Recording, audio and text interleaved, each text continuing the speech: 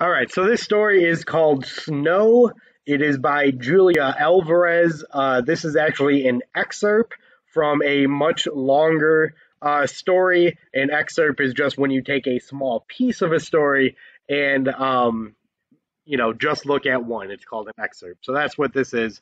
And again, like I mentioned the other story, this will be on your upcoming test that we will be taking next week. So make sure we're paying attention, trying to learn. All right, so Snow by Julia Alvarez.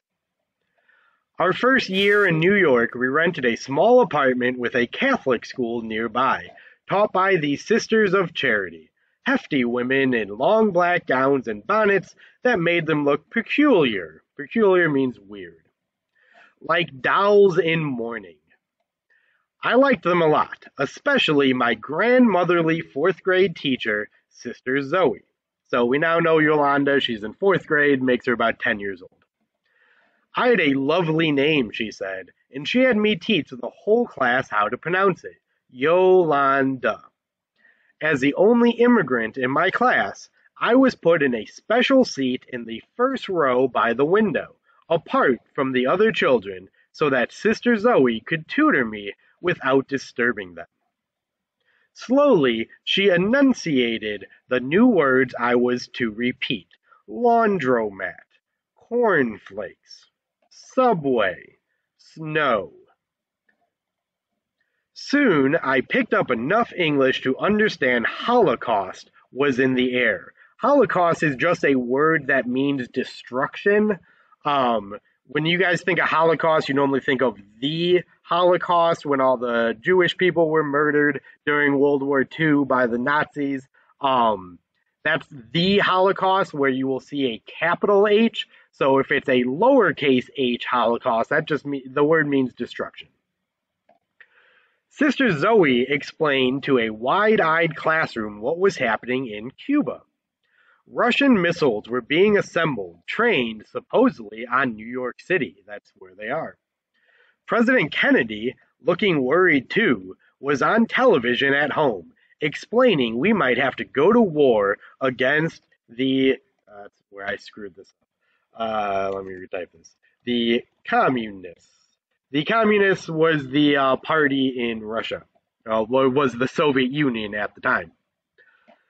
At school, we had air raid drills. An ominous bell would go off, and we file into the hall, fall to the floor, cover our heads with our coats, and imagine our hair falling out, the bones in our arms going soft.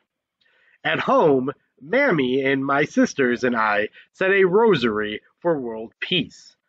I heard new vocabulary: nuclear bomb, radioactive fallout, bomb shelter. Sister Zoe explained how it would happen. She drew a picture of a mushroom on the blackboard and dotted a flurry of chalk marks for the dusty fallout that would kill us all. A nuclear bomb puts off what's called a mushroom cloud. It's just a large explosion that kind of looks like the shape of a mushroom. The months grew cold, November, December. It was dark when I got up in the morning, frosty when I followed my breath to school. One morning I sat at my desk daydreaming out the window. I saw dots in the air like the one Sister Zoe had drawn. Random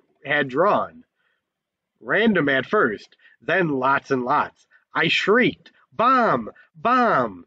Sister Zoe jerked around, her full black skirt ballooning as she hurried to my side. A few girls began to cry. But then Sister Zoe's shocked look faded.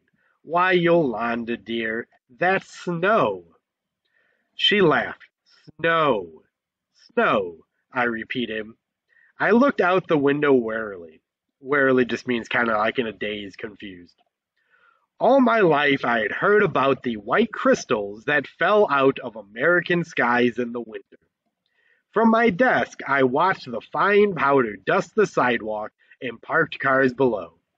Each flake was different, Sister Zoe had said, like a person, irreplaceable and beautiful.